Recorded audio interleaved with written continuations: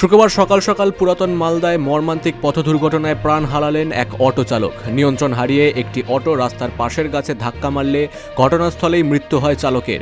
মৃত অটো চালকের নাম বুধু মণ্ডল। তিনি পুরাতন মালদার জোড়া কালিস্তান এলাকার বাসিন্দা বলে জানা গিয়েছে। দুর্ঘটনাটি ঘটেছে জাতীয় সড়কের শিমুলধাপ এলাকায়। স্থানীয় সূত্রে জানা যায়, বুধু মণ্ডল 8 মাইল এলাকা থেকে মঙ্গলবাড়ির দিকে অটো নিয়ে যাচ্ছিলেন।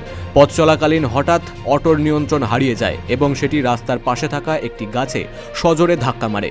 সংঘর্ষের জেরে অটোটি সম্পূর্ণ দুমড়ে মুচড়ে যায় এবং চালক ঘটনাস্থলেই প্রাণ হারান। সকালে এখান থেকে গাড়ি নিয়ে গেল, বউ বললো, বউকে মনে করলো, বউ বললো যে যায় না, গাড়ি নিয়ে গেল, ভাড়া মারতে গেছে, রথবাড়ি গেছে, ওখানে সব চিনার পরিচয় হয়েছে, ওখানে সব দেখেছে যে 8 মাইল গেছে ভাড়া নিয়ে।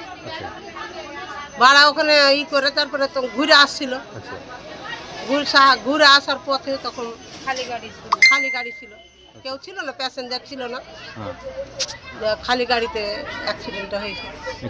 কোথায় লেগেছে?